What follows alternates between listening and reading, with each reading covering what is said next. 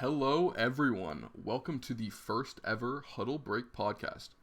Thank you so much for tuning in to our first episode. My name is Kalen, and I'm joined by my co-host, Luke, or Rayswag, or Ray, or Call of Duty Twitter legend, or Ghost Legends. Whatever you want to call him. Ray, why don't you go ahead and introduce yourself? Yeah, thanks, Kalen. I'm Luke, better known in the Twitterverse as Rayswag, and I'm currently a nursing student in North Carolina. And as a lot of you know, my favorite team in the NFL is the Carolina Panthers, and my favorite player is Christian McCaffrey, GOAT running back. In addition to nursing, I'm heavily involved in football, and whether it's fantasy, talking about it, just bantering with friends in Discord, it's always a good time. I think anyone who knows football knows that it's just an incredible sport, and there's a reason why it's so popular. This opportunity came along. Kayla invited me to do this podcast. I said, hey, let's get it done. Let's do it. Yes, sir. So I'm excited to be doing this, and I think you all will really be pleased with what we're doing here at Huddle Break. Yeah, agreed. And I'm Kalen, or K4, whatever you'd like to call me. I'm currently attending Texas Tech University. I graduate in December. You probably guessed that my favorite player is Patrick Mahomes. If you follow me on Twitter, you definitely knew that. I've been a giant fan of the NFL for a long time, and I've always had this desire in the back of my mind to make a podcast, but I'm, kind of scared of failing. But I finally just said F it. I hit up Rayswag here, and, we're getting it done, and I'm really happy that we are doing this. And first of all, I just want to say thank you to everyone who is tuning in. Everyone who's watching, it genuinely means a lot to me and Rayswag, I can guarantee you that. But to quickly explain our podcast, this is going to be a football-focused show covering mostly the NFL. We'll most definitely be talking about college, but it'll be centered around the NFL for the most part. Also, I'm sure throughout the course of these episodes, we'll have topics from other sports, like the NBA Finals, the MLB playoffs, and the World Series, of course. Or a world event that comes up that we think is relevant, or something we could have fun talking about. We'll definitely bring it up. If you guys ever have a suggestion of something we should talk about, go ahead and shoot us a DM on our social medias or the Huddle Break social medias, and we'll talk about it. If we think it'll be good, we'll bring it up on the podcast. We're going to go ahead and jump right into our first topic, which is the way too early Super Bowl predictions. So, Rayswag, who do you got? All right, so coming out of the NFC, I've got the defending champion Tampa Bay Buccaneers running it back as the next NFC Championships against the Los Angeles Chargers. Okay. So let me explain my Bucs real quick. All right, so we've got the Brady Bunch back, all 22 starters back. You're talking about Leonard Fournette. You're talking about Shaq Barrett. You're talking about all these guys that made that team the caliber it is. They're running, and that was in 1 year with no OTAs. Yeah. Okay. None of that. And I think they're going to put together an maybe even better team. They were 11-5 wild card team. Okay. The Saints won the division, right? Yep. I think the Bucs win the division. I think the Bucs get the first overall seed, get the bye, and I think they're going to be better than ever, especially with all this turmoil. You're talking about Drew Brees leaving. You're talking about all this stuff with Aaron Rodgers. Is he happy? Is he not happy? Russell Wilson, is he happy? Is he not happy? I think it could be even an easier path. We'll see what happens, but I'm very confident the Bucs will be doing very well this year, and I think they get back to the Super Bowl. Yeah, for sure. I could see that. The Bucs, they brought their entire starting roster back, which is an incredible feat considering the amount of talent that was on that roster. Their schedule, their division, first of all, let's be real, it's kind of a joke as of now. The Panthers are probably the second best team with Drew Brees leaving, which is kind of shocking to say, in my opinion. No offense. But I also really like they draft Kyle Trask. He's a Florida boy. He gets to sit under Brady and learn. Like that's setting up their future real nicely. But I agree with you, man. I could see him in the Super Bowl for sure. What about the Chargers? Why do you got them? So the Chargers, right? Obviously, they're in a good division. We got the Chiefs there. I get it. But I believe Justin Herbert will move into the elite tier of quarterbacks this year. What I saw last year was incredible. Him getting Rookie of the Year, paired with Mike Williams, Keenan Allen, the newly signed Jared Cook. I think they've got a great offense. Talking about Austin Eckler, prolific running back. Justin Jackson. It's also important, they just drafted Rashawn Slater. Good offensive tackle. Yep. A lot of people call it this at 13, the steal of the draft, honestly. Sure. Agreed. Yeah. And they're returning Derwin James, elite safety. He'll be back. They've got Melvin Ingram, Joey Bosa. The big thing for me is the coaching hires. They got Brandon Staley, defensive coordinator from the Rams. Everyone all last year talked about how great the Rams defense was. Well, that was all Brandon Staley, who is now the new head coach of the Los Angeles Chargers. Also, Joe Lombardi, who's been the Saints quarterback coach. We all love their quarterbacks, even their backups. Jameis Winston, Taysom Hill, we all love their quarterbacks. Joe Lombardi, now the offensive coordinator for the Chargers. I think he will be able to truly unlock Herbert's skills and take them to the next level. Okay, so a few things to talk about, Brandon Staley, I think he's a good hire. He was the outside linebacker coach for the Bears and Broncos before he joined the Rams in 2020. But to be fair, we can't say that he gets the credit for that Rams defense. They were very good before him. However, I do think he's a great defensive-minded coach, and I think he'll be great on the Chargers. However, they lost Casey Hayward, and he's a star. He is an amazing cornerback, and they got Jared Cook. They had a good draft. They took an offensive tackle in the first round, cornerback in the second to make up for Casey Hayward. But their schedule's kind of difficult, man. They got to play the Chiefs twice just to start. I don't think they'll win either of those games. It's just the Chiefs own the Chargers. That's just fact. They also have to face the entire AFC North, which I think is the second best division in football behind the NFC West. They have to face, those teams. I think two of them are on the road, and I don't think it's gonna be easy for them. I definitely don't think they're my top 5 for AFC Super Bowl candidates, but who knows? Justin Herbert, he's the real deal. You never know what we're gonna get this year. Hopefully something great. I'm definitely excited to see. I think that team's gonna take it to the next level, but we'll see, like you say. All right, let me know what you got. What do you got now? All right, so for my Super Bowl prediction, I'm running it back with the 2019 Super Bowl matchup. I think it's going to be the Kansas City Chiefs, of course, versus the San Francisco 49ers back in the Super Bowl for 2021. Okay. The Niners have 16 players returning from injured reserve in 2021. They got Nick Bosa, D Ford, Trent Williams, Jimmy G coming back. Here's the thing about Jimmy G. He gets slandered a lot.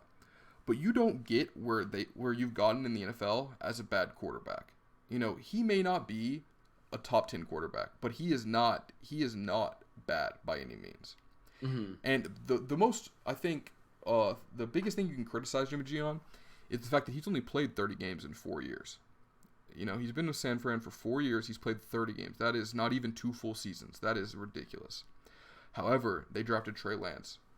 He's going to sit behind Jimmy G. He's going to learn. He's 20 years old. He's incredibly intelligent. He's 6'4". He can throw 70 yards on the run. His coach said that he reads defenses better than any other quarterback he's ever had. This kid is going to be the sauce. And I'm telling you, this 49ers team is going to be nasty with him at captain. They are going to be the sauce. They're going to be back. What do you think? I mean, I love it. I love the pick. I think that the Niners getting so many of their players back is going to be the biggest thing. And I really do think that even last year they looked good in a lot of games. The injuries were just hurting them so much. Yeah. And I completely agree. I think Jimmy G is going to have a spark lit under him a little bit, Yeah, even for sure. I think it's going to cause him to play even better. And along with all these speedy receivers, he's barely even had any time to develop with Brandon Ayuk. So I think it'll be really interesting to see what happens here. Yep, agreed. And I agree with the Chiefs. For the Chiefs, they addressed all their issues at O-line. They signed Joe Thuney, Kyle Long, Orlando Brown. They drafted Creed Humphrey in the 2nd round. They got Trey Smith from Tennessee in the 6th. This team, they filled those holes in the offensive line. And, if they can keep Mahomes protected, he's going to have even more time to throw now. He doesn't have to do crazy stuff. He can just sit in the pocket and throw now. That's a scary thought. And you know what? They signed Jerick McKinnon, who looked amazing last year at San Fran. They have this habit. They have the Bill Belichick thing up in New England, where they just sign these random running backs and they just look amazing, just because Patrick Mahomes, Tyreek Hill, Kelsey, they draw so much pressure that their running backs can excel so much. And I can't imagine that this team won't be the AFC favorite for the Super Bowl in my heart for a long time, man. I agree. That's good. All right. So we're going to jump into the second topic, which is going to be our top 2 favorite matchups of Week 1. I'm going to go ahead and let Ray Swag say his first favorite matchup. All right. So first, we're going to start off, and I don't know if this matchup is this fascinating, this intriguing, Week 9, Week 10, whatever, if it would happen. But week 1, we've got Jets versus Panthers. Whew. We've got Wilson versus Darnold changing of the guard in New York. We've got, Darnold's got to feel like somewhat disrespected at the very least that they didn't put good talent around him. And the one really good player, Robbie Anderson, they shipped him off to Carolina, who now they're together again, yep. Darnold and Anderson. So that'll be interesting to see. And I'm just hyped. I'm hyped to see this game. I think it'll be really interesting. I think a lot of people this time last year, not this time last year, but halfway through the season last year, thought that Trevor Lawrence would be the quarterback of the Jets. But now that we've got Zach Wilson, I think people are going to be really excited to see sort of how that dynamic plays out, and new coach and Robert Saleh. And I think it'll be an underrated game, but I think it could get really, really interesting. A lot of gunslinger potential here. Weirdly enough, when I was looking at the week 1 schedule, this, even though I don't care about the Jets nor the Panthers, really, I was like, wow, that's going to be a good game. Because, you get the Sam Darnold revenge game. Revenge narratives are like the greatest thing ever. Like week 4, when Brady goes up to Foxborough, that is like going to be the best game of the season. Sunday Night Football. Yes, sir. So, like, I love revenge narratives. And another revenge narrative that's not being touched on, really, that nobody really, is talking about, is that the Jets wanted Matt Rule. And he was like, nah, you guys suck. I'm going to the Panthers. They're a little less sucky. I'm going there. And, I think that Jets team is going to be good. They got Elijah Vera Tucker in the first round, the offensive guard. Dude, he's nasty, man. He's a pancake from machine. USC, man. He's good. Zach Wilson is going to be great. I'm very confident that he's going to be a good quarterback. They got Tevin Coleman from the Niners, running back 1, dog. That's a good weapon. Yeah. He was great on the Niners. They got Corey Davis, Denzel Mims, Keelan Cole, and Elijah Moore from Mississippi from the draft. They got a really young receiving core, but they're really good players. Denzel Mims from Baylor, he's a good player, dude. He looked in his flashes last year, he looked great. And I think Elijah Moore will be really good too. I think this game is going to be heavily underrated, and I think it's going to be a really, really good game. But I'm excited. What's your second game that you're excited for? Second game, I'm going to go with Seahawks Colts. I think this is I think both these teams will make the playoffs. I think these are both talented teams, loaded. It'll be interesting to see how Russell Wilson comes out. If they're gonna let him cook, are they gonna be doing traditional ground and pound? We had that little bit of off-season turmoil between Russell Wilson and the coach Pete Carroll. So it'll be interesting to see what happens, what kind of offensive scheme they'll be coming out with. And I'm also excited to see the return of Carson Wentz with Frank Reich. Let's see if we can get Carson Wentz back to his former almost MVP form. And I think paired with those running backs of Nyheim Hines, Marlon Mack, and Jonathan Taylor, I think the Colts will be a real powerhouse team. What are your thoughts on that? Man, I am not high on the Colts. I think that the AFC South is probably going to be probably like one of the weakest divisions. It's going to be up there with the NFC East as just the they're just not good, man. Mm-hmm. My issue with the Colts is, they have Quentin Nelson, Braden Smith, and Eric Fisher. Those are good linemen, all three of them. However, their right guard, it's Mark Glowinski. He's not good. He's a hole. And they just traded for a quarterback who is not only extremely fragile, but he has the most fumbles since 2018 of any quarterback. He has 35 fumbles since 2018. And he sat out half of last year, or not half. It was like the last 5 games, right? Where Jalen Hurts came in. But still, yeah. He's got everyone calls, gives Daniel Jones, crap for fumbling a lot. He has 6 more since he came into the league. Like, Carson Wentz needs to be protected, and they didn't even address that in the draft. I think this team's going to fall off a cliff, honestly. I think the entire AFC South may.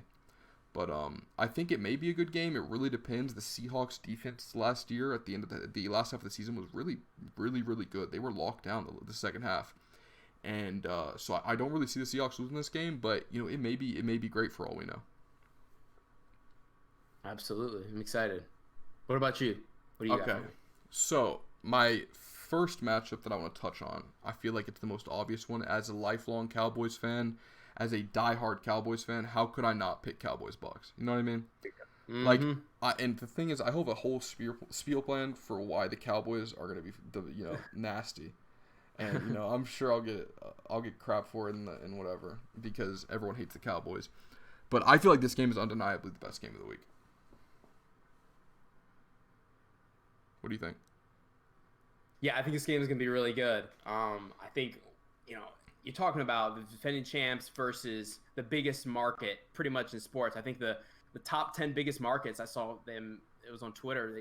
Somebody, I don't know, it was Forbes or something, but they put it up, and Cowboys are in the entire world. Cowboys are they're worth the most. Their team's worth the most. And yeah, so it's going to be a powerhouse matchup.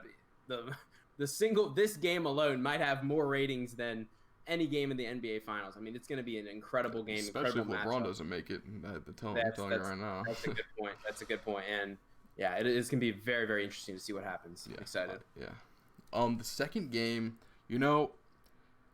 if someone from the Bears organization could contact me right now and tell me that Justin Fields is starting week 1, I would say that the best game of the week could very well be that Bears-Rams game in LA. New stadium, beautiful. Matthew Stafford versus Justin Fields. I wish, if they, dude, nobody wants to watch Andy Dalton. I didn't want to watch Andy Dalton when he was playing for my team last. Nobody wants to watch this guy. QB1, right? Yeah, dude. Come on, man. Just give us Justin Fields. Give us a great matchup for Sunday Night Football, week 1. That's all I want.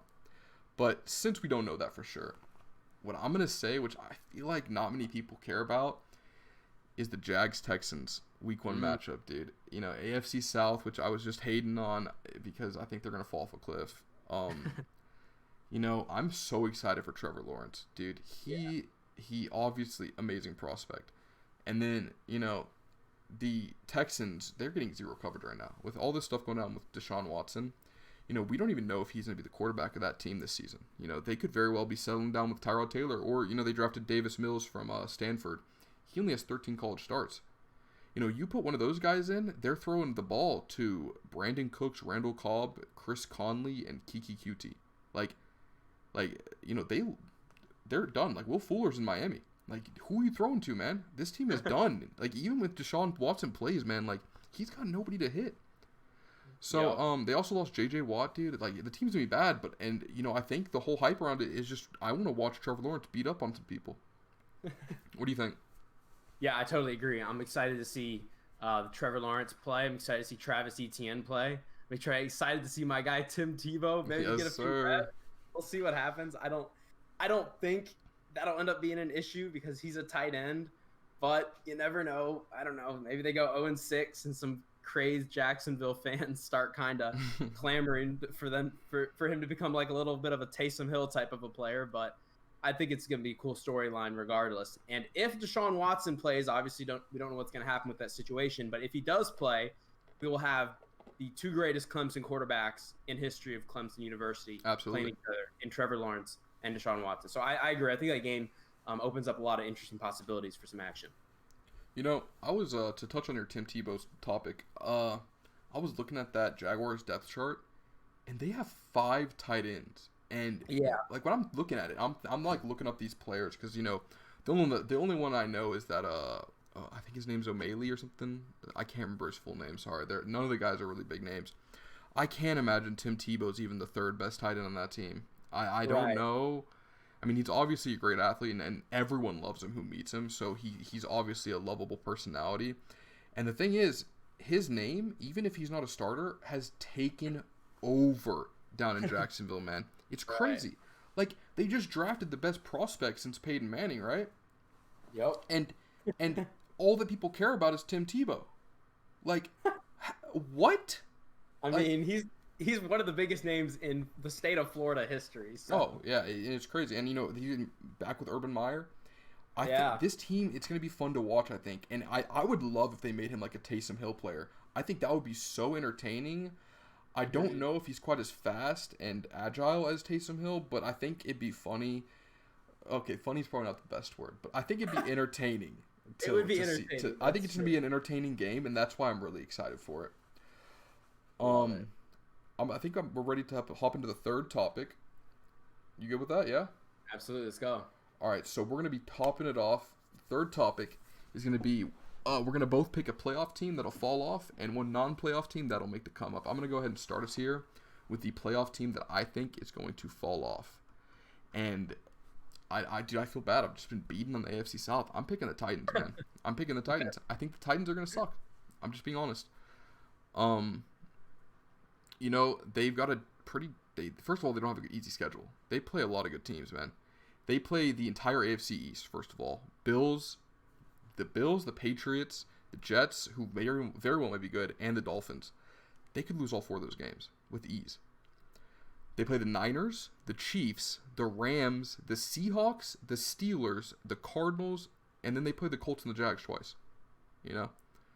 I think that team falls off a cliff. They're an offensive-focused team, extremely offensive-focused, and they lost Arthur Smith to the Falcons. They got Todd Downing. He's a good coach. He's nothing. I don't think he's anything special, but I think Tannehill will take a step back with Todd Downing, and even Derrick Henry. He's entering year 6. Man, he had 400 carries last year. Running backs like that do not have a long lifespan. And so this offensive heavy team, I think they're going to take a giant step back, and I think they also need a tight end. They have Jonnu Smith still, but I mean he was nothing hot last year. They have Jonnu Smith, Geoff Swaim, and McCole Pruitt, and I don't think any of those guys will really fill that need that they have for a good tight end. So, what do you think about that, Racewag? Well, I agree with the fact I think they're going to fall off. I agree with that. I think they sort of hit their peak in that NFC Championship against the Chiefs, where they had a lead and they just lost it. And sort of like the Texans, how that was their peak, and the Chiefs came back on them. I think that really hurts teams. You saw that with the Falcons getting come back on by the Patriots in the Super Bowl. They never really were the same. And I think that really, emotionally and mentally hurts the team. And even to go on even more with what you're saying, they don't even have Jonnu Smith anymore, and that makes it. They don't. The Patriots have Jonnu Smith now. My bad. And so that even makes it even more of a going to be a down year for the Titans. So I completely agree with that. I wasn't aware they lost Jonnu Smith. That's even worse, man. They got Geoff Swaim and McCole Pruitt as their tight ends. I know, right? And they didn't touch a tight end in the draft. There was a really good tight end from I think Iowa State that they probably could have touched. But from what I remember when I was doing some draft research, they didn't have the best draft. I mean, they got Caleb Farley from Virginia Tech, and he looks great.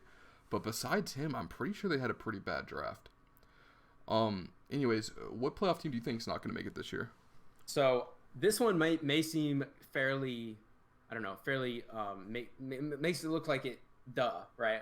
But we got the Saints, all right? Yeah. Now, the big one, obviously, losing Drew Brees, right? That's going to be big.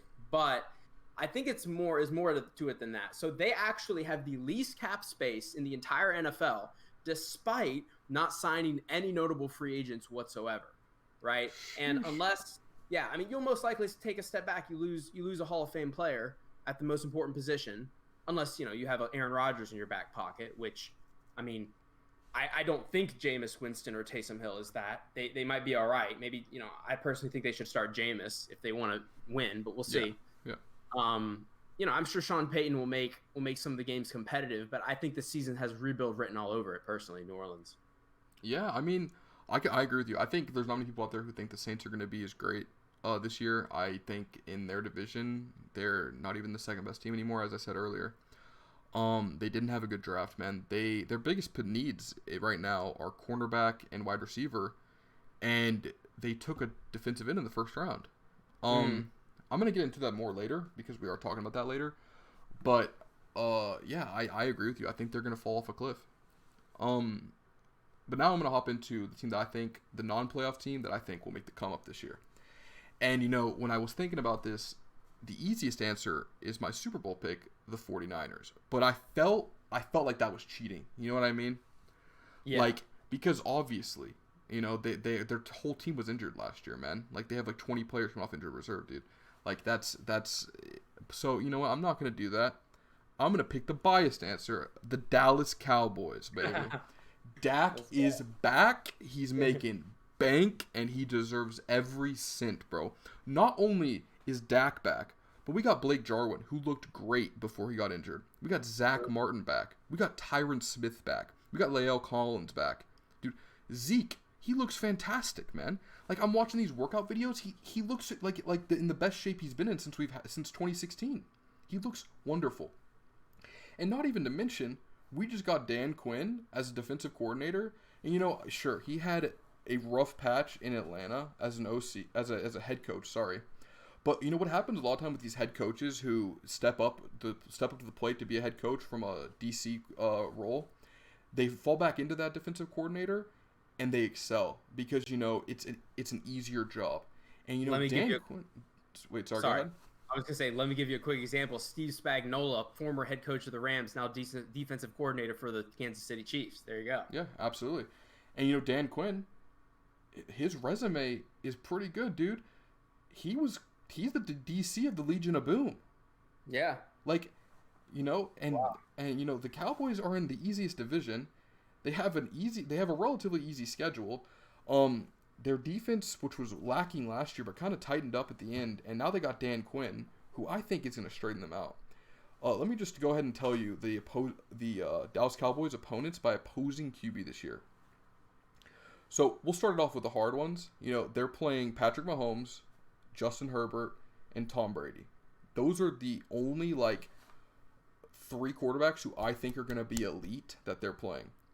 Besides that, they're playing Jalen Hurts, Daniel Jones, Ryan Fitzpatrick, Jameis Winston, Matt Ryan, Sam Darnold, Kirk Cousins, Kyler Murray, Cam Newton, Derek Carr, and Drew Lock. And they face Daniel Jones, Hurts, and Fitzpatrick twice. Yeah. So, there you go. So, if they got their entire offense back, all 11 starters are back in what is maybe one of the most solid offenses in the NFL. Probably top 2 or 3. And so if that defense can just contain those, they're facing two top 10 quarterbacks in the whole schedule. Like, if they can contain those quarterbacks that are already, just average at best, they're going to be an 11-win team. And that's, with the 17 season, it's easier now. 11-6 for sure. That's what I'm predicting for them. I'm excited. I think the NFL is better when the Cowboys are better. So I'm excited. Yeah, for sure, dude. They bring a great audience, and their fan base is crazy. I'm a part of it, man, and I'm gonna love it forever. Not to mention, I forgot to mention this. They also had a pretty good draft. They got they spent all their first 6 picks on defense. They got Micah Parsons, who I think he's gonna become a great leader because he's wanted to be a Cowboy since he was 11 years old. Yeah. They took 2 cornerbacks, 2 linebackers, a defensive tackle, and a defensive end, man. And I think we're going to be good this year. I'm so excited. What about you? What are your what team do you think's going to come up this year? All right. So great minds do think alike because I had the same mindset. I picked the Chargers to go to the Super Bowl, but I was not going to also pick them for this segment. I decided to go with my own bias and pick the Carolina Panthers as the non-playoff team that will make the playoffs this year. And I think a lot of people agree with me here. Hey, you got an easier division, the NFC South. The Falcons, they're going to have some offensive firepower, but new coaching situation. It's not exactly sure what's going to happen. Look, the Bucs, Brady is getting older, right? He's getting almost 44. And, of course, the Saints, They lost Drew Brees. So I think their division's going to be easier. You're talking about Sam Darnold. Huge. I personally think it's a big upgrade. I'm very excited to see what he does. Over Teddy? He's back. Over Teddy, absolutely. I think Teddy was a good game manager quarterback, but I don't think he's going to push you ahead and win you games like Darnold will. And I'm really excited. He's thick, he's chunky, he's Midwestern, he's from USC, New York, all these big bright lights. Now we're in Carolina. We're about playing football. We're about winning games. I'm excited to see it. Pair with Robbie Anderson again. You've got DJ Moore. You're talking about, we just got Dan Arnold, new tight end from the Cardinals. We got David Moore from Seattle. Also, underrated draft pick Terrence Marshall from LSU. Yeah. Caught passes from Joe Burrow. Good, man. He's gonna be good. Everyone talking about Jamar Chase, and rightly so, but I'm very excited for this Terrence Marshall pick. Also, guess what? Chuba freaking Hubbard. Yes, sir. From Oklahoma State. He was the talk of college football 2 years ago. He ran all over my Red Raiders. Yeah, guy was breaking records right and left. He got injured this past season, but we drafted him, I believe, the 3rd round. And him and Christian McCaffrey, 2-headed monster right here. I'm so excited to see how they're going to do. I think our defense is getting even more experience under the belt. I love the J.C. Horn pick from the University of South Carolina. Also acquired AJ Boye, who's a very good corner from the Jags and the Texans. And I'm very excited for the Panthers this year. I think we're gonna really turn some heads. I think at least get a wild card spot. Yeah, I think that's the safest. That's a safe pick, to be honest. The Panthers. Oh, and we play the NFC East as well. Yeah, that is some free wins, but. Yep. You guys lost CMC. You guys were, would you have 6 wins last year, or was it 5? We had 5. We went 5-11. So you didn't have CMC over half the year, and you also lost like half your game, or was it you lost like almost every game that you lost by less than 1 score, right? Yeah, I believe it was 8 games we lost by a touchdown or less, and we only had CMC for 3 games total last year. Yeah, that's 8 out of 11 games. You guys are barely losing, and Right. It's pretty undeniable that offense, if Sam Darnold can come out and show that he is the sauce, that he is who we want him to be, that team, you guys could get 10 wins. You guys could definitely get 10 wins. I think Matt Rule is he's a great coach. I think he's one of the best coaches in the NFL right now. I think he's going to turn this Panthers team around into a playoff team. And I mean, at Baylor, man, he was great. He turned that organization around in like 3 years. Like, that guy, he's a great coach, and he's great at crafting young players. I think he's going to get with Sam Darnold. I think he's going to get with, Chuba Hubbard, and he's really going to, like, turn these players into, like, elite weapons. And Joe Brady as well. Yeah, for sure. So, I think we're about to hop into our last topic of the podcast. It's probably going to be a more lengthy one. Maybe not. But we're going to go into the top 3 best and worst drafts. So, Racek, why don't you go ahead and give me your who was the worst draft from you think? All right, so for me, this one's kind of obvious for me. I've got the Houston Texans. Yeah. I mean, it's kind of hard not to have a good draft, or it's kind of hard not to have a bad draft here. You don't even have a first or second round pick. Yeah. And then you eventually get there, and you take a quarterback Davis Mills with the 3rd round pick when I believe Kellen Mond was still up. I could be wrong on that. I believe it's you got correct. taken in the 4th. Yeah. And I believe a lot of people thought Kellen Mond was over Davis Mills there. And he's from Texas. He's from College Station. Right. Like, why would you not exactly. want him? Like, come on now.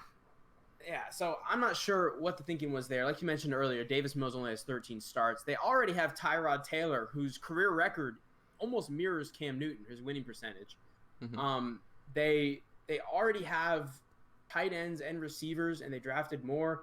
They didn't address defensive end, despite losing J.J. Watt, so I'm not really sure what they're doing there. Yeah.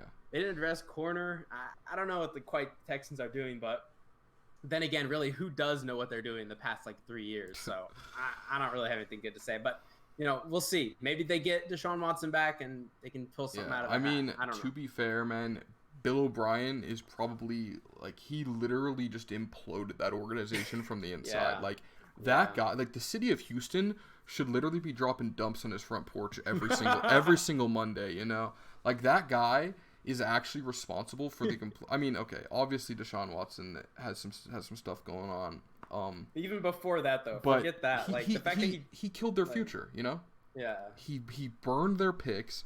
He pushed away, a Hall of Fame wide receiver in DeAndre Hopkins. This guy is one of the best wide receivers in the NFL, and he just gave him away for a penny. The guy ruined that team. And I think that it was a really obvious, awful draft. I don't think they ever had a chance to have a good draft. So I completely agree with you there. What's your second worst team? Second worst team was going to be the Raiders draft. Okay. And so with the Raiders, the big glaring one for me was the offensive tackle Leatherwood. Drafting him in the 1st round. I think a lot of experts thought that he would go in the 2nd round, and there were many tackles and that were better than him. That were still available. And the other big issue that they had last year, and if you watch their games, they had center issues all last season. And they drafted a center, but in the 7th round. And it was just kind of why? Why not? If that's a big need, why not draft that right away? And I'm not sure. We'll see. So the Raiders are one of those weird teams that kind of they look. There's a little bit of light, and then they're like, I don't know. Yeah. They're real weird. They're kind of the definition of mediocre right now, at least.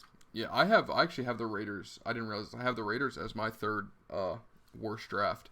And I'm with you, man. Alex Leatherwood, he was projected to go in like the 70s, like, like not even like in the third round for some analysts. And after their first round draft, which was a lineman, their draft was completely defense heavy, but they didn't touch their weakest defensive position. They left defensive tackle where they have their depth chart on defensive tackle is so weak, and they didn't touch it. And I feel like this is becoming a really bad trend with management in the Raiders front office, where they just have these laughable drafts every year. And that's my question, right? Because you're talking about Mike Mayock, who has such a good track record. So it's like, is he the one pulling the trigger here, or is it John Gruden? It kind of makes you wonder. You don't know. It makes no sense because they got this big beautiful stadium. You think they would want to nail this draft on the head of the hammer. You know what I mean? Like, it's like, I don't know. I'm with you, dude. That they had a bad draft for sure. What would you say your third worst team was? All right, my final one would be the Los Angeles Rams. And I think a lot of people praise the Rams for drafting Tutu Atwell, a receiver from, I forget where he's from, but he was a really known as a really fast player, and running back Jacob Harris. But my thing is this, like, they don't need more receivers and running backs. They've already got a plethora of talent available to them. And I think they definitely could have. They have an older offensive lineman. You're talking about like Andrew Whitworth. He's 39. I really think they could have. I really think they could have bolstered that a little bit. The secondary too. They could have really bolstered that a little bit more. But we'll see. We'll see. I wasn't real impressed with their draft, but the Rams are the Rams, so maybe they'll. I'm sure they'll still be a good team. They'll be fine regardless. I was looking at their draft too. It was probably like down there 5 or 6 in worst drafts for me. They just didn't have anything special. You know what I mean? They didn't have like a team they didn't have a pick that I was like, oh, it's a good pick. I'm gonna go ahead and move on to my top 3 worst picks. My number 1, man, I talked about it a little bit earlier. The Saints, dude. Their wide receiving core consists of Michael Thomas, who will get doubled every single game, by the way. Yeah. Marquez Callaway and Juwan Johnson. That's their receiving core. And they didn't draft in this draft. They didn't draft wide receiver. Not to mention they didn't touch a cornerback. Janoris Jenkins, Marshawn Lattimore, and Patrick Robinson. Marshawn Lattimore looked good last year, but the other two, they were okay at best.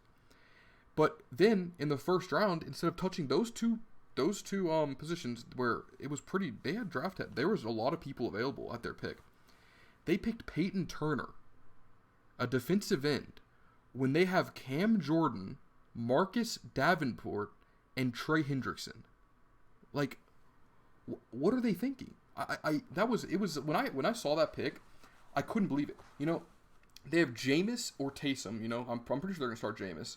Right. And Jameis, his only weapon as of now is Alvin Kamara and Michael Thomas. That's all he's got.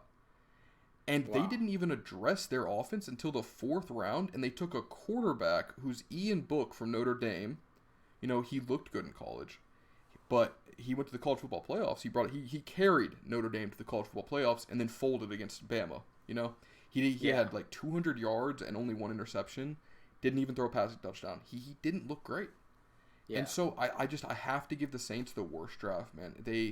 I think when a team is evaluating who they want to draft, they should always target their most needed positions. Even if there may be a better pick, like maybe Peyton Turner was the most valuable pick right there. But if you need a wide receiver and you have Cam Jordan, Marcus Davenport, and Trey Hendrickson, you don't take a defensive end. It's just dumb. What do you think? No, I completely agree with that. You already loaded at one position. Why make it? Why waste that? Not waste it, but like you got need other places. Why not use it there? Especially I feel like this was a really loaded draft overall, and I really don't know if bolstering an area you're already elite at is the best option, like you say. Yeah, for sure.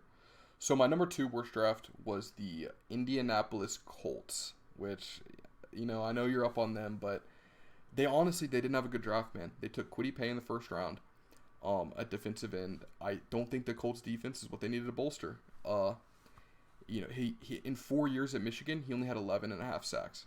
That is not, that's not what they need. Again, Carson Wentz is a fragile little boy who fumbles constantly, more than any other QB in the NFL, and they didn't address the O-line issues. And I think it's just silly to do that. And, the second pick, then their second round pick, they took Dayo Odengbo, sorry. They just another defensive pick, and this guy's coming off an Achilles injury. And it's like, come on, this draft especially had a lot of linemen early on that were good that they could have grabbed, and they didn't take one. And for that reason, especially considering that I think that a good quarterback is the key to the success of this team, they need to protect Carson Wentz, and what they needed was an offensive lineman. So that's why they're my number 2. No, I completely agree with that. Yeah. All right. So for number 3, it was the Raiders. We've already talked about that, so I'm not going to go over it. But a team that I will talk about that probably would be my number 4 is the Cardinals.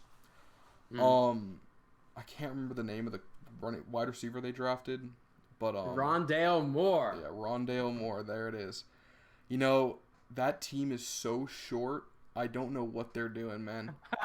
They've got Andy Isabella, who's 5'7". They've got Rondale Moore's 5'7". Andy Isabella's 5'9". Kyler Murray's 5'9". God, who's the other wide receiver they have that's short? Christian Kirk? I think it's Christian Kirk. I think he's 5'11". They have another wide receiver who's 5'11". I can't remember the name off the top of my head because they're not big. They're not big names, obviously. Gotcha. But anyways, the team's extremely short, and the first thing they spend their draft pick on, is a short wide receiver. It's just not smart, man. They have D-Hop. They don't really need weapons like that. Andy Isabella's decent. They're gonna be fine. I don't know. I just don't think they had a great draft. But I think we're gonna hop into the top 3 best drafts. So Raysog, what team do you think had the best draft in the NFL? Well, let me continue with what you were just talking about and transition into our next topic here and say that one of the best drafts was the Arizona Cardinals. Oh my god. Oh my goodness. You can't make this up. Who had a absolute splash with Zaven Collins, who's a beast of a player. And people haven't been talked about him being that good yet, but he was an absolute monster at the University of Tulsa. And I think he's going to be people said he's another Isaiah Simmons. No. This guy's built different. 6'4", huge, big frame. Reminds you kind of like a Luke Kuechly, Bobby Wagner type of a guy. I think he's going to be an absolute game-changing player in the defensive front for the Cardinals. And I'd also like to talk about one of my favorite picks of the draft, which you just mentioned, which is my guy, Rondale Moore, from the University of Purdue, standing at 5 feet 7 inches, 180 pounds, who can squat 600 pounds, 42.5-inch vertical, and ran a 4.29. All right, Dude is the truth. Screw the haters. Let's go, baby. I'm so hyped for him to be paired with D-Hop and Christian Kirk. I mean, we've talked a lot in our draft segment. We've talked a lot about bolstering the positions you need the most. And they spent their draft capital on a position that they didn't need the most. They already have Isaiah Simmons. So it's like, I don't know, man. That's when I evaluate drafting, obviously I'm not the greatest at it, but I think that's most important, and they didn't do that. So that's why I had them low. We were only doing 3, so I didn't really have I didn't do too much looking at them. I kind of just picked my 3 and then moved on. Yeah. But yeah, I'm surprised you have them number 1, because when I was doing my research, I didn't see anyone having them graded very highly at all. So I'm very surprised that you picked them. But I guess I'm not, because you usually are thinking outside the box. Yeah, I didn't even number mine. I just had the top 3, the 3 I like the most. Yeah, okay. So they could very well be. They're definitely not 1. I would probably say, but I agree with what you're saying about bolstering positions. But I do think Zaven Collins is a little bit more of your traditional linebacker, while Isaiah Simmons is more of a safety linebacker hybrid. So I think they could work out in that sense. And they just lost Son Reddick to the Panthers. Yeah, so that's a little bit. So it'll be interesting to see what happens for sure. Who do you have next in your best drafts? Yeah, so next I've got the Panthers. I think they had a great draft. Chuba Hubbard, Terrence Marshall mentioned before from LSU. J.C. Horn. A lot of people were saying Surtain was better. I don't know. Personally, J.C. Horn, absolute beast, I think he was. man. I think Surtain was better. Surtain might have been better. I don't know. I personally like J.C. Horn. I mean, he's got that speed. He's big. He's got Carolina. He's already been in the Carolinas. His dad, Joe Horn, played for the Saints at receiver for years, so he's got the NFL pedigree. I'm really excited with that. The Panthers also drafted really good tackle from Notre Dame and a tight end from Notre Dame and Tommy Tremble, who could do some real damage. And I'm excited with our draft. I think it was very, very good. And we gained picks. We almost got back the entire Darnold trade in just trading back in the draft. So in just terms of our trades, I love our draft there. You know, something that's funny is when I was writing my notes for this podcast, I kind of wanted to put the Panthers at 3, but I decided not to because I knew they would be in your top 3, so I stayed away from them. But I agree with you there that they had a good draft. So what about number 3? All right, so this would be my number 1 then. Oh, okay. Would be I'm not I went 3, 2, 1. All good. Number 1 is going to be Jacksonville Jaguars. Yep. I mean, you're talking about a generational talent. Basically the best player since Peyton Manning coming out of college, Trevor Lawrence. They paired him with his running back from college, Travis Etienne. I know a lot of people were talking about, oh, you have James Robinson. But, honestly, in this day and age, running backs are getting hurt so much. There's nothing wrong with having a really, really good backup, you know? I mean, you talk about what the Cowboys doing with their 1-2 punch. Yeah. Talk about what all these different teams, like the Falcons, they used to. The Bucks with last year with Fournette and Ronald Jones Jr. The Patriots always do running back by committee. So I think this Jags backfield will be good with Travis Etienne and James Robinson. They also drafted a very good offensive tackle, Walker Little from Stanford. He was a beast. And the guy who caught a lot of touchdowns from Justin Fields, tight end Luke Farrell from Ohio State University.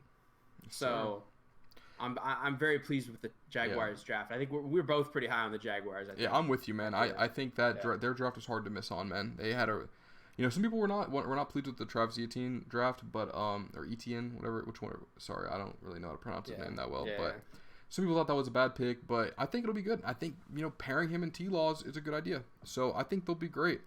And we're at 47 minutes, so I'm gonna run through mine probably a little quicker, but I'll go 3, 2, 1 just like you did. My 3 was the Dolphins. Nice. I love that they brought Jalen Waddle back with Tua, and then what I've been preaching about when we talk about draft this whole entire podcast, they took what they needed the most in offensive linemen. They got Hunter Long, and man, dude, they drafted 2 offensive linemen. They got Hunter Long, Mike Gesicki. They got a big front 7, man, and they got a great edge rusher in Jalen Phillips to add on to their already strong defense. I think they had a really good draft, and I'm someone who just loves teams that draft offense heavy, and so when they took Jalen Waddle, I was so happy. Happy, man. What do you think about their draft? No, agreed. Jalen Waddle's a very unbelievable speedster. He can great special teams player as well. Oh yeah. And Tua. Let's just say Tua's got the weapons now. He's got the weapons now. No excuses now. No excuses now, absolutely. So he got the weapons and the offensive line. He's got protection. He's got 2 tight ends that are good in Mike Gesicki and Hunter Long. He's got Jalen Waddle. He's got Devontae Parker. And he's got Will Fuller. Defense. Will Fuller too. Dude. Exactly. You've no excuses here, Tua. Yep. My number 2 gonna be the Jets, dude. Zach Wilson. The Dollar Tree. The Dollar Tree Mormon Patrick Mahomes. He's going to be great. He will not be Patrick Mahomes. It'll be great. And you know what the Jets did? What I love. They addressed their offensive line issues. They didn't protect Sam Darnold. They took Elijah Vera Tucker from USC. He, some people said he was one of the best takes from the entire draft. And they got him. Yeah. They traded up for him. Beast. Then they took Elijah Moore, another good weapon from Mississippi for Zach Wilson. They had a great draft in my opinion. Yeah, completely agree. I think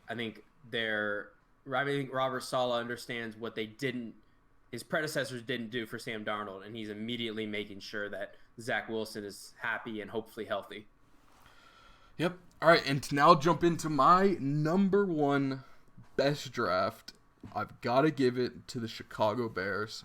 Dude, That Justin, I can't believe a team like the Bears got Justin Fields. I was watching it with a few of my friends, man, and one of them was a Bears fan. And dude, when they traded up and we realized that they were about to get Justin Fields, it was like, oh dude, you could just hear the happiness in his voice, man. Like you could just hear how delighted he was that they finally, might have this good quarterback, because the organization's never had a good quarterback, and in their draft they addressed offensive line to protect Fields. Larry Borum, Tevin Jenkins, who was at Oklahoma State, sorry, he was great, man. He's a great pick, and I think that Justin Fields is probably going to end up being the biggest steal of the draft, because a team that traded from 20 to 11 to get him, I think he's gonna be spectacular.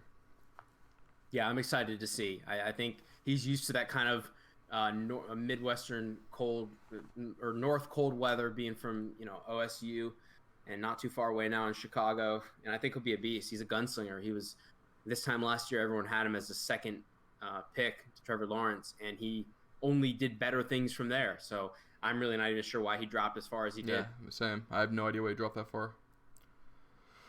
All right, well, I think that is going to wrap up the show for today. That's our last topic. We ran it up a little longer than we intended to, but that was to be expected, honestly. Just want to thank everyone who stuck around to the end of the episode. You want to say thanks, Racewag? Absolutely. Thanks for watching, everybody. Thanks for listening, and I appreciate the continued support. So, just to put this out there, I think our goal for this show is going to be bi-weekly episodes up until mid-August. And then we'll probably move to weekly episodes, depending on how busy we both are with school. Racewag's going into his last year of nursing school, and I'm going into my last semester of college, so we'll probably be busy. But if we can pump out 2 episodes a week, I think we really might like that. But nothing is really set in stone.